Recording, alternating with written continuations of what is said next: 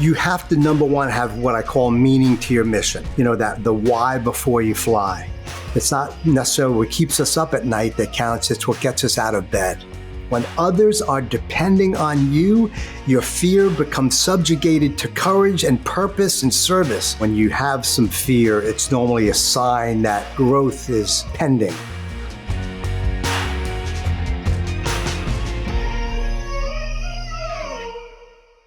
Facing fears and building trust are integral parts of both personal and professional growth. And today, we have the honor of exploring the incredible journey of Waldo Waldman, a decorated fighter pilot and renowned motivational speaker. Waldo has flown 65 combat missions and logged thousands of flight hours in an elite jet aircraft, including the F-16. His story extends beyond his professional achievements to include overcoming personal challenges and advocating for the power of teamwork and support. His experiences from navigating high-stakes missions and combat zones to inspiring audiences with his New York Times bestseller, Never Fly Solo, offer invaluable insights into the importance of building strong support systems and confronting fears with courage. Waldo's journey from the skies to the stage exemplifies the resilience and trust needed to succeed in the face of adversity. Waldo, thank you so much for joining us here on the 1 Mile, 1 Veteran podcast. Great to be here, Danny. Absolutely. As our listeners begin tracking their walk with the Strava app, I'd love to just dive right into our conversation and start with facing fears. Since this is something that everyone encounters at some point in their life, and from your experiences as a fighter pilot and motivational speaker, I imagine there's quite a few fears that you've had to face along the way. So what have you found to be the most effective way to confront and conquer them? I always like to say that, when you have some fear, it's normally a sign that growth is pending. It means you're probably in the right spot where you need to kind of push your comfort zone and take some steps towards your personal and professional growth. We need to avoid complacency in life, and any veteran in this room understands that going through basic training or learning a new weapon systems or being deployed or being away from home, and when doubt causes anxiety and fear, there's normally an issue with either facing it and executing or aborting. And warriors, we face that fear head on and fight through it. And so for me, fear has been very, very prevalent, and I'll talk a little bit more about this in detail, but I was massively afraid of heights growing up. Tough thing to deal with when you're a pilot. Graduating the Air Force Academy, I had to jump off the 33 feet high diving board, a 10-meter board. Some of the folks in this room are familiar with that or listening. So I had to face my fear of heights. If I didn't jump off that diving board sophomore year in survival water training, I wouldn't have been able to graduate the academy to fulfill any dream of becoming a pilot. And then it was going through fear of failing out of pilot training and fear of not getting the jet of my dreams, which is a fighter. It was a fear of having panic attacks. I almost died in a scuba diving incident 3 years into my 11-year flying career, and I developed claustrophobia. Not a good thing for a pilot to have as well. And so every time I strapped it to the jet to fly, I had to deal with this anxiety and doubt that threatened to paralyze my ability to do what I love more than anything else, which is to fly jets. But I faced my fear. I stayed in the cockpit. I developed that resilience muscle, and here I am today. But fear is a good thing if you have the proper palette of colors to paint the picture of your future. That's beautifully said. I'm really curious because I too have a fear of heights, and I like to push myself even to this day to the point, where I can now climb up a ladder. I can now go to higher places. And for those that have been following our journey, they've seen me trying to now do mountain climbing, and I did have a panic attack out in the middle of Greece at about 60 to 90 feet in the air to the point where I had to rappel back down. How do you go about, because obviously it was very critical for you to be able to move beyond the fear of heights as well as claustrophobia and those fear of small spaces. So how did you go about working to overcome them? And do you continue to challenge any of the fears that you still experience? Yes. You have to, number one, have what I call meaning to your mission. That the why before you fly. There has to be something compelling that you're trying to achieve that's on the opposite side of that fear. And what happens more often than not is when you're flying through life by the seat of your pants, you don't have any goal, objective, direction, or compelling vision in your future, is that when headwinds strike, when fear strikes, you just kind of give into that fear and quit. And so let's talk about my fear of heights. In order to graduate the academy, I had to jump off this diving board. Like that was a no-brainer. There was no future if I did not jump.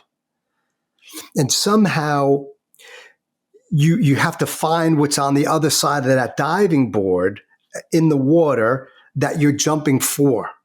So let me give you an example. You have kids, Danny? I do not, but I've got plenty of nieces and nephews. Okay. So, and you have a spouse that you love, and I guarantee you love your niece and your nephew. I never judged anybody without kids. I got married at 42. I've got a 13-year-old son at home. So I waited as long as I could to have children, and I wasn't sure about having them as well. But creating this loving being and having somebody or something that you love more than yourself is something that will push you to take that risk, to make that 33 feet leap.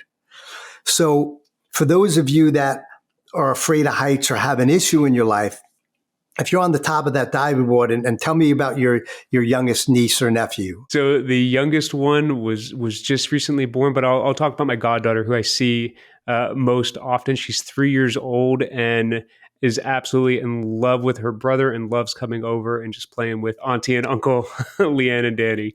And what's her name, by the way? Grace. Okay. So you talked about, you were honest with your kind of fear of heights and your little panic attack. So let's say you're on that diving board. Let's call it 50 feet high, which is really high, and you could easily survive that, but you probably wouldn't jump off that 50-foot diving board for no reason. I probably wouldn't either. Now, if Grace was in the water screaming, Uncle Danny, help me, and you saw she was struggling, would you jump, yes or no? Absolutely. Right. There would be no doubt that you wouldn't jump. And so before, you had your own ego, yourself at stake, nothing compelling, nothing that needed you to jump. But then suddenly this meaning in your life, something that you loved, was calling out to you, and you're going to jump. It's no longer about yourself. And I know it's like people say it's not about you, it's about others. But when you're focused maniacally on somebody that needs you, somebody that you love, that's where fear turns into courage, and where meaning takes place, and you're no longer impacted by that headwind of negativity and doubt and fear. You're going to jump. And part of success in life is to find out what that grace is.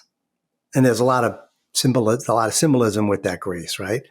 What is that meaning? What are you not just fighting for, but what are you loving for? And that's why I think love conquers fear, and why service is a byproduct of love. Like, and any of us who've been in combat, and you understand this being in the military, and anybody knows that you're going to fight for your brothers and sisters a lot more than you'll fight for yourself, that you will put yourself in harm's way knowing that others are depending on you. When others are depending on you, your fear becomes subjugated to courage and purpose and service. And it's hard in life when you're distracted by the chaos going on, by BS in the news, by your own ego and issues and selfishness, to take that leap. And so part of the discipline of life and the gift of life, when it puts struggles in front of you, is to tap into that. My son just suffered 3 months of being in the hospital. He had ulcerative colitis. I don't know if you know what that is, but bleeding from the colon. His hemoglobin got close to 7, which is near death. Like 6.5 is like an emergency. He spent 2 1-week stints in the hospital. My wife and I were sitting there watching him on morphine, scared to death, pooping 10, 20 times a day, blood. It was horrific. And I don't mean to get graphic, but I don't care how great your business is, how great your health is. You're only as happy as the biggest, your happiest or saddest person that you love in your life. And so I was tested with my fear and my resilience going through this with my wife. And I doubled down on staying focused, on courage, on sacrificing, so that I could put my son in the right place so that he can suffer through this. And I had probably more fear than he had. Because when you know that somebody that you love is hurting, it's painful. So You got to find out what's greater than your fear and tap into that and focus on that. If you don't have anything in your life that you love more than yourself, then you got to reanalyze your goals, reanalyze the relationships that you have, reanalyze what it is that you're loving for. Because I believe, and I'll end it here, it's not necessarily what keeps us up at night that counts. It's what gets us out of bed. And what keeps us up at night is fear-based. It's anxiety-provoking. It's stress-inducing. What gets us out of bed is love-based. It's inspiring. It's aspirational. It's courage-based. It reminds us of what it is that we're doing every day, not just going to battle, but really having meaning in our mission, and find out what you're jumping out of bed for and subjugate that to what keeps you up at night. And I think you'll find more purpose. Easier said than done, though, especially when you're dealing with stress and pain and anxiety. Yeah, I can only imagine the stress that you went through. And I just want to check right now, how's your son doing? I appreciate you asking, Danny. We finally put him on some biologics, some drugs, which have a huge positive effect, but also some negatives with, potentially can cause cancer and expose him to other autoimmune issues. But he's doing better now. When your son tells you, "Hey, Dad, I took a dump and there was no blood," and that's the highlight of your day, you're like, okay, my priorities have shifted, right? And I don't mean to be graphic, but we're all human beings dealing with literal poop issues in our lives. And we don't want blood and cramps. We want peace and joy. And he's doing much better, but we still have a ways to go. He's on a journey. And as a 13-year-old young man, he better tap into what he's fighting and loving for, because it's easy to be scared, wondering if he's going to ever get off of these drugs and wondering if he's ever going to have this ulcerative colitis attack again in the future, because it just doesn't go away. Yeah. Well, thank you so much for sharing this portion of your journey with us, because I know that it's not always easy to be open, especially when we're going through current moments. And as much as your son is going through this moment, like you had mentioned, you're probably even more afraid about, like, what does this mean for the future? What does this mean for my son? And how can I help? Because when things are out of our control, that's when it can feel the most chaotic, when it's not happening to us, when it's not something that we are dealing with, when it's happening to our loved ones. We can definitely get more and more into our own heads. And so thank you again for sharing that and being an example of somebody that is sharing an experience with others.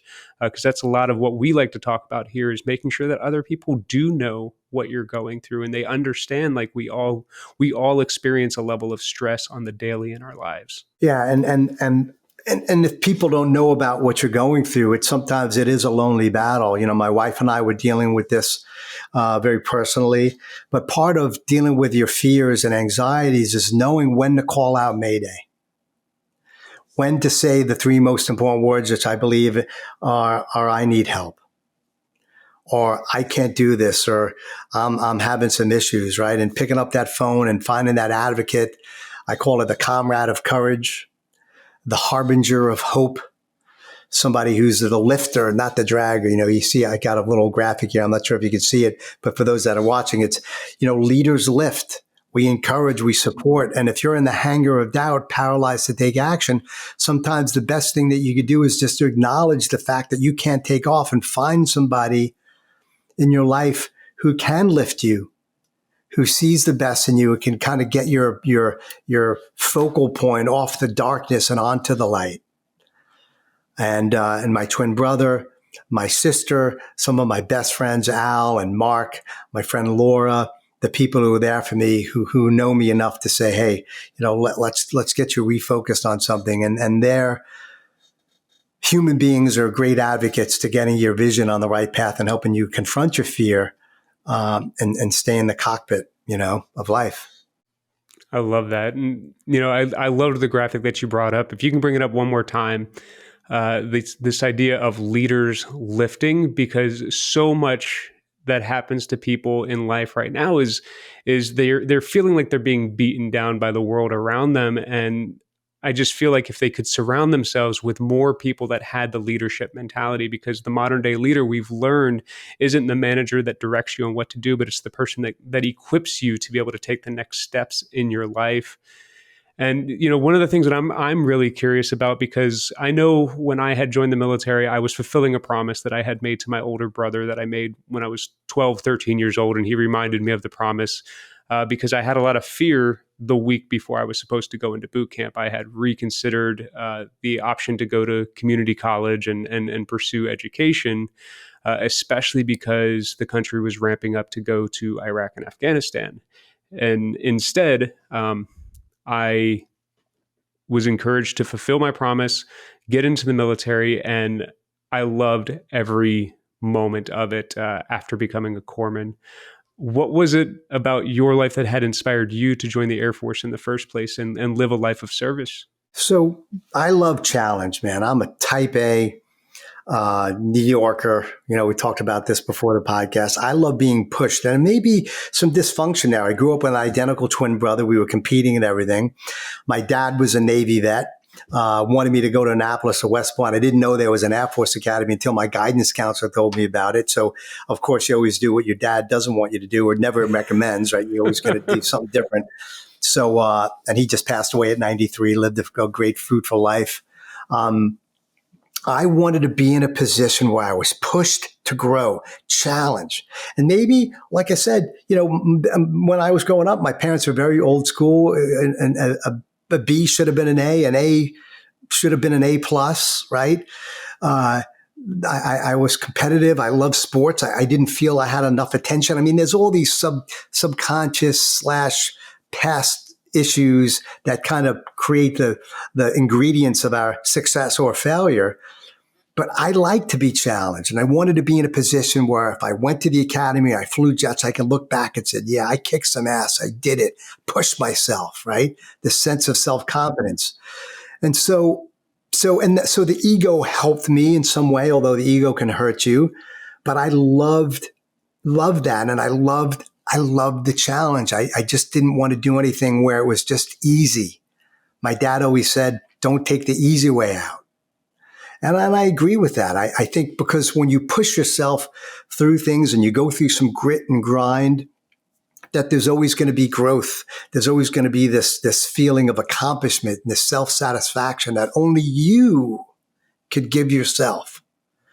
And so on the road to that growth is going to be fear. It's the diving boards. It's the fact that 33% of the folks at the academy didn't graduate. The fact that it was going to be painful, all the physical fitness, all the academic issues, all the challenges that the military and stress and strain and resilience building would be put into my life. And so that's something that I did. And going to the academy was one of them. And then also, I dealt with claustrophobia initially as an instructor pilot before I flew fighters. So as an instructor teaching young men and women how to fly jets, I was flying 1 hour training missions over Oklahoma and Phoenix and Texas. Pretty easy to do. But when I was dealing with my claustrophobia, these panic attacks that would happen in the plane, right? What I would do to help me deal with my phobia and fears, I would focus on my student maniacally. Because if he or she knew that I was flying in the clouds or it was night and I was having this little mini panic attack and I was freaking out on the inside, they'd be like, there's no way I'm flying with this dude. He's having this PTSD in front of me. And so I focused on my student, totally got in their head. And as a result, I'm abbreviating here, became the number one instructor pilot, was asked to teach at the instructor school, teaching pilots how to become instructor pilots. And I did so good at that I graduated at the top of my class and became the number one instructor out of 300 plus, knowing that I was dealing with claustrophobia and panic attacks and anxiety, but I used it to my advantage. So here's the deal. And I don't want to go down a rabbit hole here, but it's important because I'm dealing with fellow veterans who are dealing with issues and that may be popping up that happened 5 or 10 years ago on the battlefield. I did so well as an instructor that they said, Waldo, now you can fly anything that you want. Congratulations. You did it. You can fly the C-17. 4 engines, big roomy cockpit, travel the world, take a nap in the back, check your stocks, be bored out of your freaking mind, right? But it was roomy. I could, it wasn't a big issue with claustrophobia. Or, hey man, You could also fly the F-16, single seat, single engine, Mach 2, the coolest jet in the world, 6, 7, 8 hour night combat missions in a tiny cockpit, barely able to move, no toilet. And you know which one I chose. Even though I knew that I would have to face the demon of anxiety and claustrophobia, not on a 1 hour training mission teaching students not being shot at, but over the skies of Iraq at night, being shot at in combat.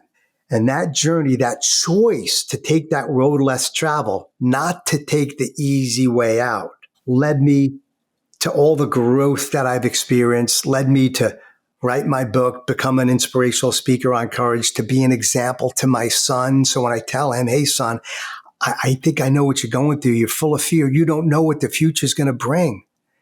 You're maybe having panic attacks dealing with this right now. And here's how you can go through it.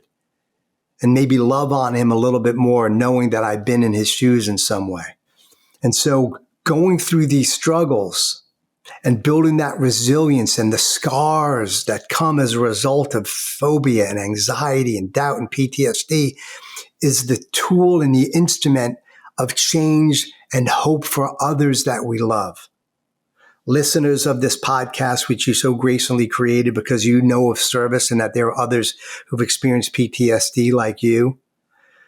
And the blessing for me to know that my scars and issues can hopefully be an advocate and beacon of hope for somebody who's in the dungeon of doubt, paralyzed, maybe not dealing with anxiety or claustrophobia, but maybe going through suicide issues because of a drinking problem or relationship issue or PTSD that they're trying to get rid of. So your challenge and misery and scars and resilience can help others. And that's what keeps me in line with my life and what creates meaning in my mission. I think it creates it in yours as well, doesn't it?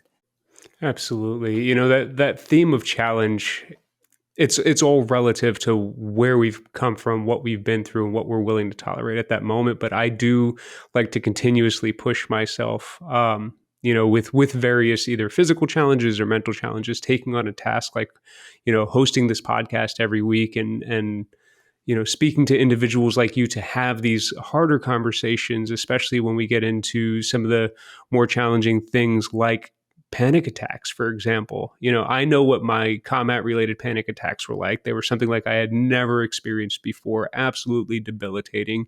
And I eventually learned ways to work through them. And it progressed over time. The first couple times it happened, I needed another person there to help bring me out of it.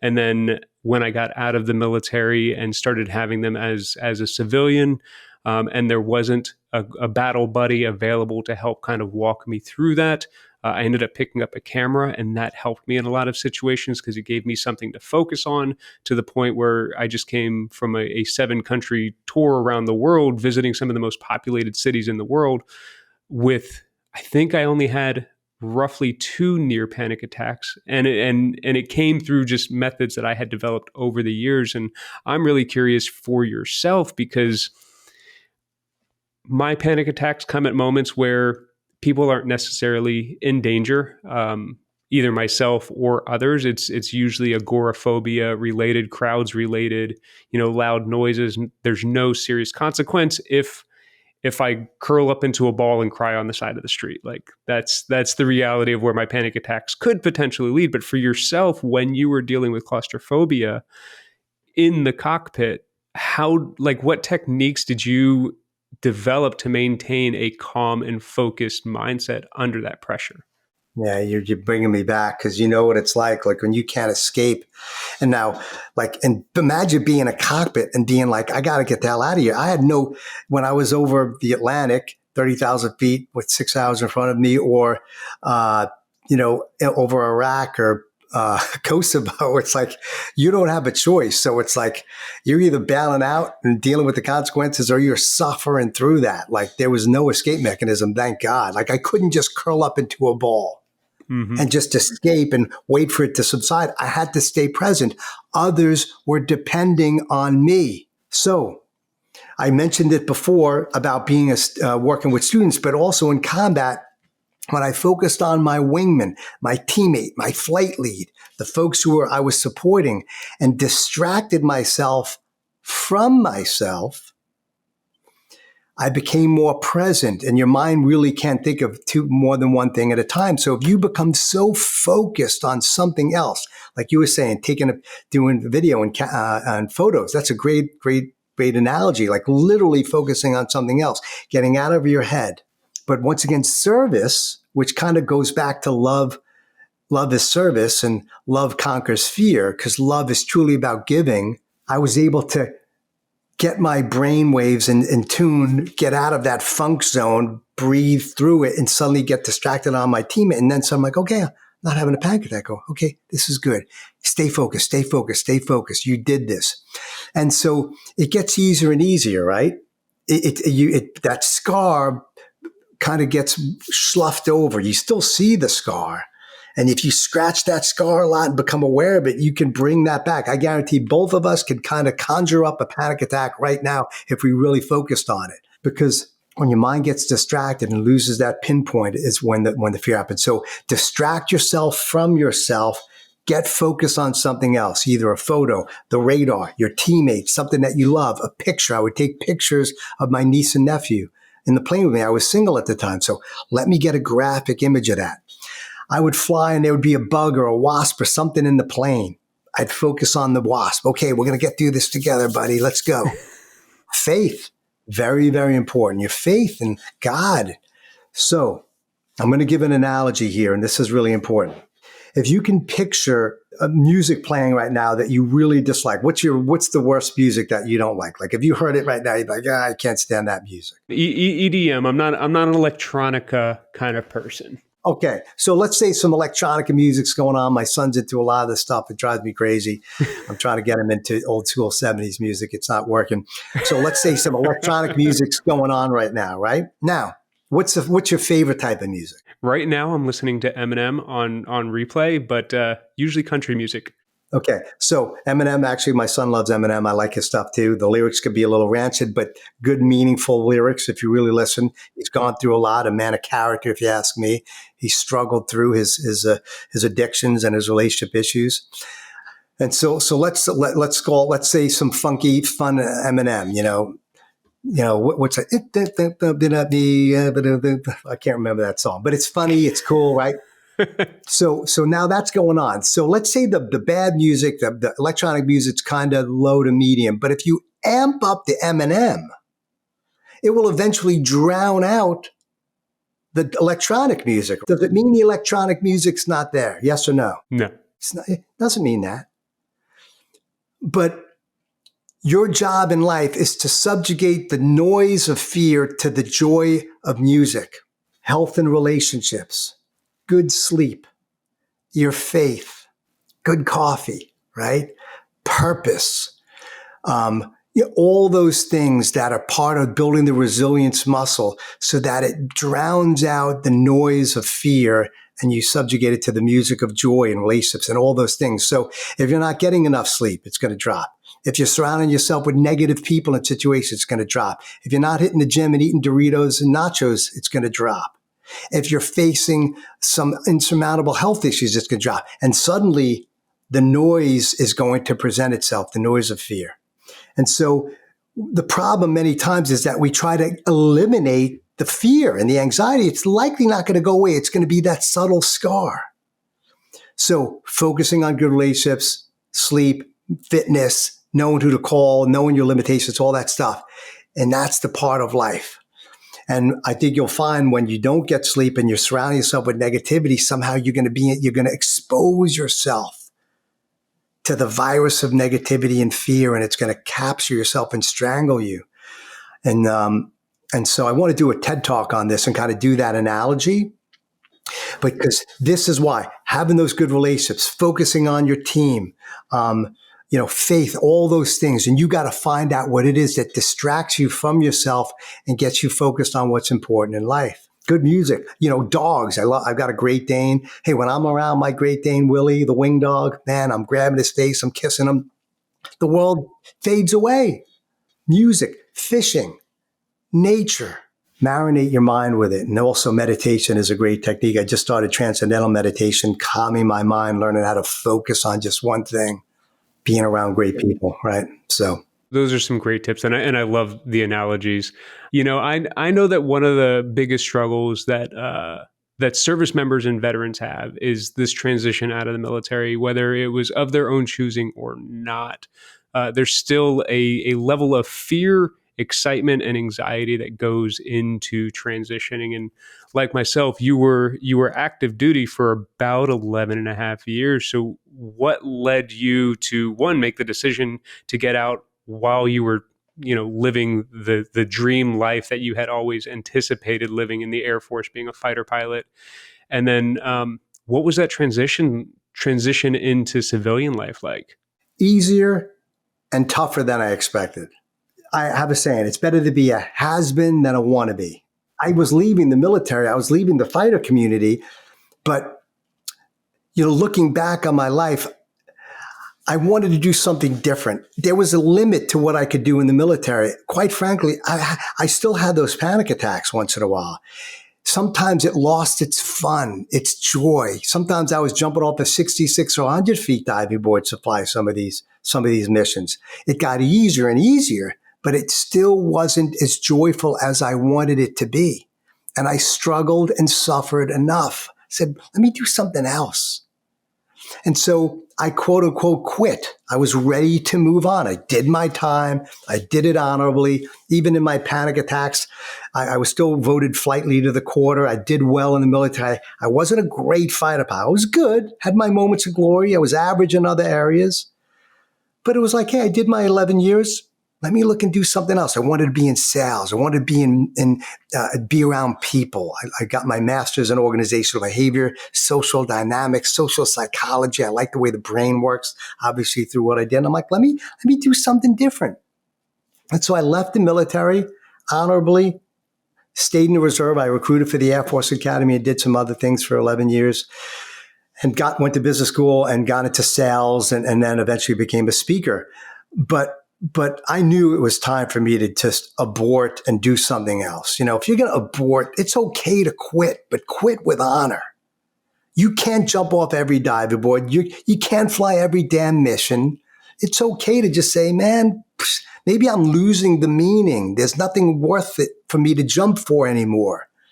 And when that happens, it's time for you to say, hey, you know what? Let me abort and go do something else that I'm passionate about, that drives me out of bed, that doesn't create drudgery and pain in life. Shouldn't be a combat mission every day. And so aborting and quitting with honor is important. However, here's the deal that I want to talk to the veterans. You are a veteran. No one gives a crap at the end of the day what you did in the past. It's what you're going to do for them now. You've got to prepare for your transition through your resume, through your relationships, through your interview process, through tracking down the targets of opportunity, through LinkedIn and Indeed or whatever, just as you did when you became a combat medic or a fighter pilot or a naval aviator, whatever it is that you did. The world isn't just going to hand you your next opportunity just because you're a veteran. You've got a lot of competition out there.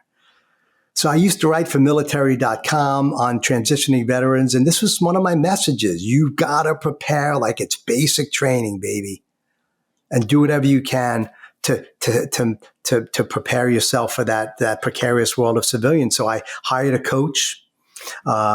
He was also a veteran and helped me navigate my way through preparing.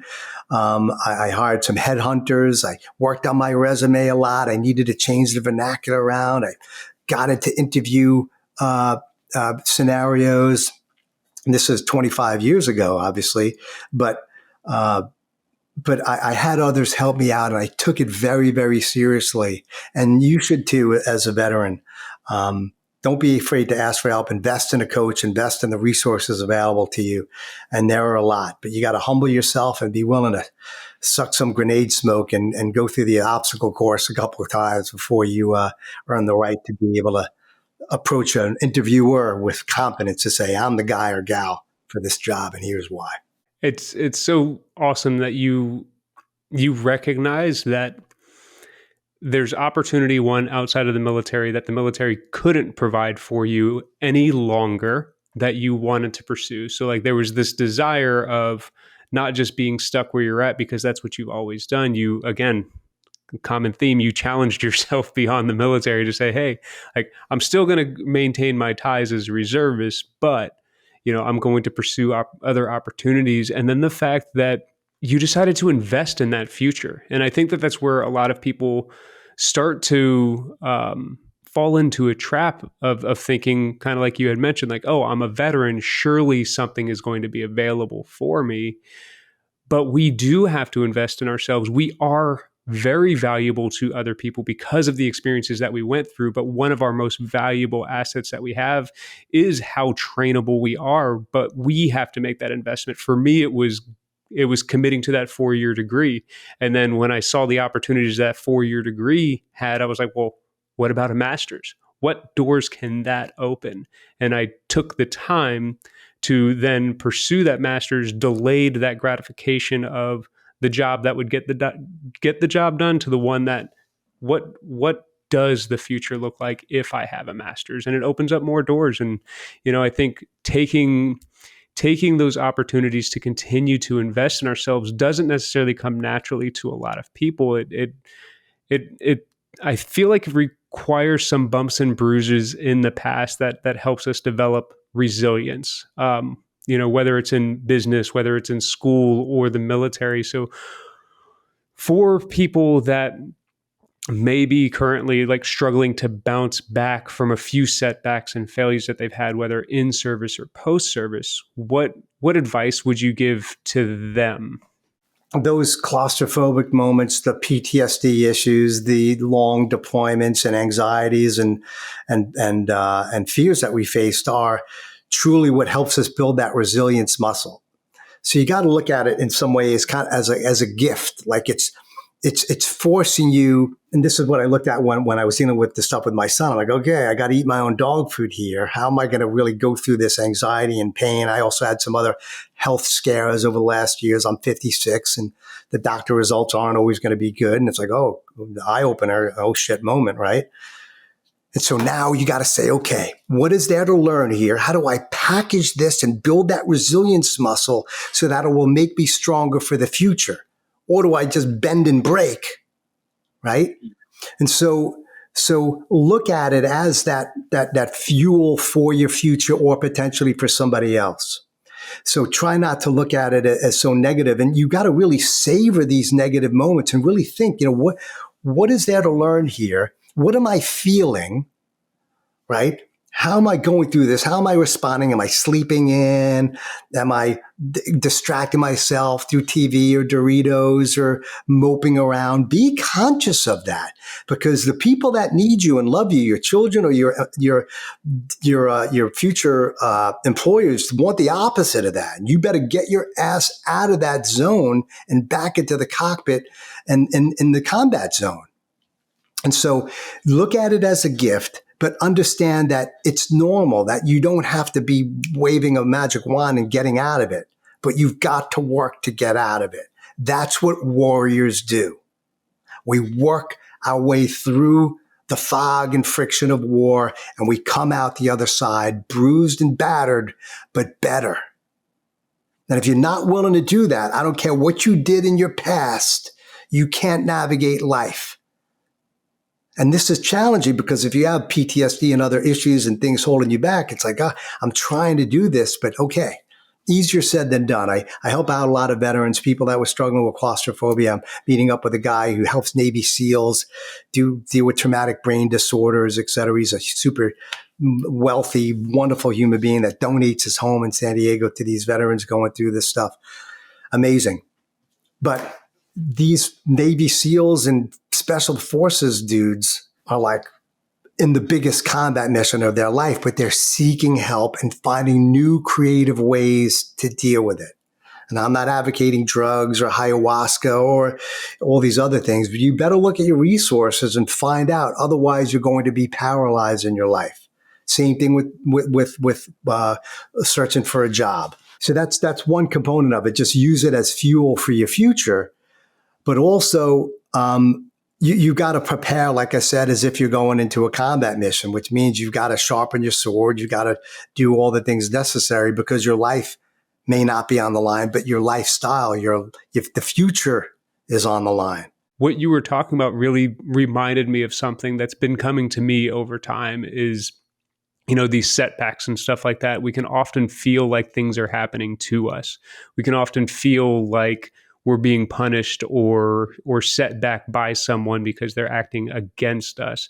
But what I've come to realize over the time, and this is a lesson that my father tried to teach me, is that a lot of things happen for us.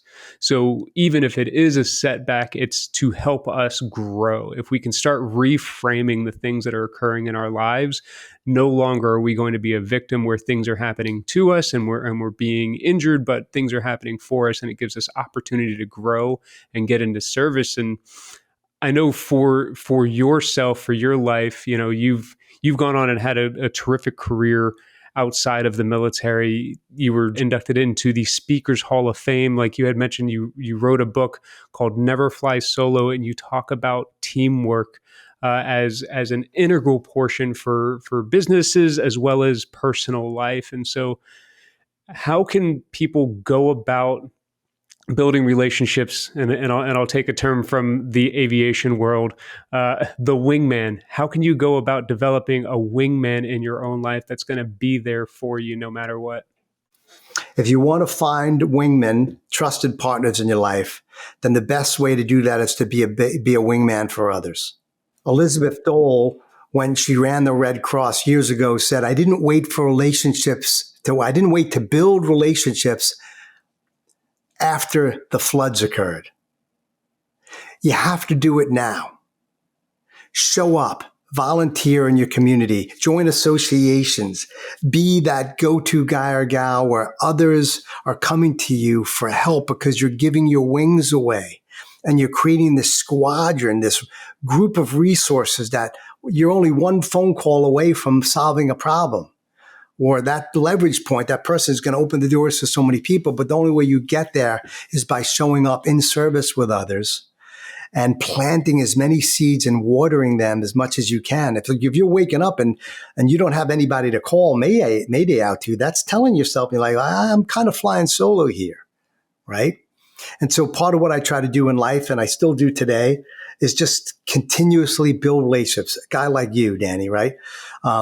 Hopefully we're going to expand our relationship beyond this call, and you're going to find some business meeting in Hawaii that you're going to get me a gig on. I'm going to come out there and we're going to break some bread and go for a big hike. I know you're a big hiker. Yes, sir. But you got to plant the seeds. It's okay to be inconvenienced. It's okay to make some sacrifices in your life by helping somebody else out. On the ladder of life, I like to say you got to keep a hand up on that ladder and grab somebody who's smarter, stronger, more successful than you, has some experience, and have them lift you up. But at the same time, have a hand down and look for that opportunity for the guy or gal who's struggling, who needs you to lift them up to the next level. But focus here first, because sometimes those people are going to bounce above you and they're going to be lifting you up. And it feels good to help. It feels good to give your wings away. So do that first and foremost.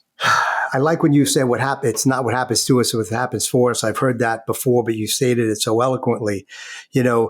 I like to say that pain often leads to peace. The struggles in the gym, when you're on that last mile of your run, the last quarter mile, and you're going through that last set and you're like miserable, or you're struggling and feeling you're sucking wind, but if you make it through that, the endorphins are going to come over you. They're going to build up.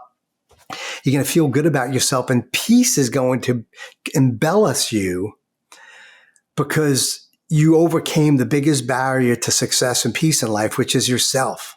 One of the things that I focused on when I flew my combat missions is how was I going to feel at the end of that mission, at the end of that panic attack, when I taxied in, knowing that I kicked ass on that flight, not just against the enemy, but I overcame myself. And yes, I overcame that panic attack. I did it. You know what that's like when you overcome that misery and you come out the other side and you become a little little bit more numb to that panic and that anxiety and fear. So I call it envisioning the victory. Marinate on that feeling of what it's going to be like to finish the workout, to get the sale, to have the great relationship with your wife, to finish the run, to deal with that anxiety and that fear, to overcome that illness, and focus your mind on that and create that paradigm so that it becomes a reality to you. Because if you don't have a vision for peace and love and joy and overcoming the obstacles and you're focused just on the negative, it's happening to me, the for me is because the blessing and the courage and the gift of growth is on the opposite side of that. But you have to feel it and focus on it, because that's when the peace comes. But it's going to take a lot of work and some scars along the way. So it happens for us. You're right, because it's just making us better. If we truly want to grow in life. If not, the weeds are going to take over and we're going to become irrelevant. Oh, Waldo, you've got so much experience, so much wisdom in the words that you speak. I only envision the day one day when I can be in the audience listening to you speak to an audience of 1,000, 5,000, 10,000 individuals talking about leadership and teamwork and the ability to overcome our challenges by challenging ourselves on a regular basis, build the resilience before we have to turn to it, and how to work through panic attacks. So thank you so much for that. I know that we have listeners out there that are still struggling. I know that we have people that have bad days, because we all have bad days. I mean, your transparency earlier in this episode, just about with what you and your family are going through with your son's medical health right now. These can be very overwhelming for a lot of individuals who have had high stress jobs, like being in the service, and they continue to struggle. And unfortunately, a lot of veterans, first responders, and military members are still not making it to the other side to experience the peace that the pain brings them. And so what message of hope would you have for somebody that's currently struggling? This too shall pass. We've heard that expression before. If it's a 7-hour mission over the night skies, or if it's a 3-month paralyzing hospital visiting issue like my son dealt with, if it's losing a parent, I lost both my parents this past year. They were elderly, but it was very, very difficult, as anyone can imagine. But I have just positive thoughts about them now, and it's they're in my mind and heart. But I don't have the fear and sadness anymore. This too shall pass, and seek and you shall find. If you seek the solution, if you seek joy and you seek peace, it will come to you if you truly ask and humble yourself and give in to the flow of life that's being put in front of you. And it's okay to feel miserable and sad and anxious. It's okay. I think suicide happens when you think what you're dealing with is so wrong and so out there that there's no light at the end of the tunnel. If you lose focus on that light, if you don't think there's a solution, then you're going to be in the dungeon of darkness and doubt, and you're not going to have anywhere to turn but to leave this world. And it's a sad, fearful place to be. But if you seek others and really put your heart out there for others to help you, and you really put in the work, then the solution will come. But you've got to go through that misery. You've got to change your state. I was sharing this with my son in the gym yesterday, because his hemoglobin's still low. He gets very, very tired in the gym, and I can sense his frustration. I said, Ace, how do you change, if you mix flour and water together, how do you turn it into bread? You got to bake it. You got to heat it. Like I was watching this video of bread baking, like all these muffins and stuff. You literally see the form changing. You got to put heat and fire into it. It changes state. And you cook a great steak. If you don't like eating raw meat, most people don't, you change its state by putting it in fire, and it creates this amazing, awesome steak. You got to change the state. You got to go through heat and cold and misery and pound steel to make it strong. That's what life's about. And if you're stale and complacent and staying in your current state and not exposing yourself to some things, some fire and cold, you're not going to change. It's going to hurt a little bit, but the result is going to be this juicy, awesome steak or this awesome banana bread with a great cup of coffee that you're going to enjoy only because you went through the struggles. Welcome to life. And that's the beauty of it. I'd rather not have to struggle, but that's what God wants us to do so that we can grow and be better contributors to peace and joy in the world. That's incredible. I've just paused because I'm like, one, come out to Hawaii, like let's enjoy some steak and banana bread together. But two, going through that heat, I love that you've passed that message on to your son and shared that with our listeners today. Go through the heat so that you can come out changed and be a nice juicy steak or a beautiful piece of banana bread or a nice cup of coffee, things that we love. If we stop cooking too early, we're not going to get to our final form. That was just a beautiful illustration, and I thank you so much. You're welcome, man. I'm glad it made an impact. We also remember when we changed milk and cream into ice cream too. I'm a huge ice cream mint chocolate chip fan. So let's not forget the cold side as well. Absolutely. I look forward to when you and I can connect in the future. Hopefully get you out here to Hawaii to come speak to some of our veterans and service members or businesses. But for those that are listening that want to find and connect with you, how can they do that? Okay. Number one, I want to give everybody a gift of my New York Times bestseller, Never Fly Solo. It's $20 on Audible, but there's a QR code on the screen that you could share. Or if you go to yourwingman.com/NFS, like Never Fly Solo, Nancy Foxtrot Sierra, yourwingman.com/NFS, or use that QR code that's going to be shown. That's a free audiobook, or you can pay $20 to me and go on Audible and get it. But that's number one. You'll also get a resilience challenge as a result of that. 5 videos on dealing with change, asking for help as well. But if you Google Waldo Waldman, go to Waldo Waldman on LinkedIn or Instagram or X social media. That's also how you can find me. And if you could share that you heard about me through my podcast with the one mile, one veteran, that would be great. I'm sure Danny would appreciate it. But and if I can help you as well, just reach out. Send me a note on Instagram or LinkedIn, or send me an email as well. Absolutely. What an incredible gift for our listeners. Thank you so much for that. Please go get Waldo's book, Never Fly Solo, and connect with him through the channels that he mentioned. Waldo, thank you again for your time here on the 1 Mile, 1 Veteran podcast. It's been an honor, Danny. Thanks for the privilege to be here with you. Absolutely. And for our listeners, please remember you can also catch the 1 Mile, 1 Veteran podcast on Reese Across America Radio, available on platforms like iHeartRadio, Odyssey, and the TuneIn app.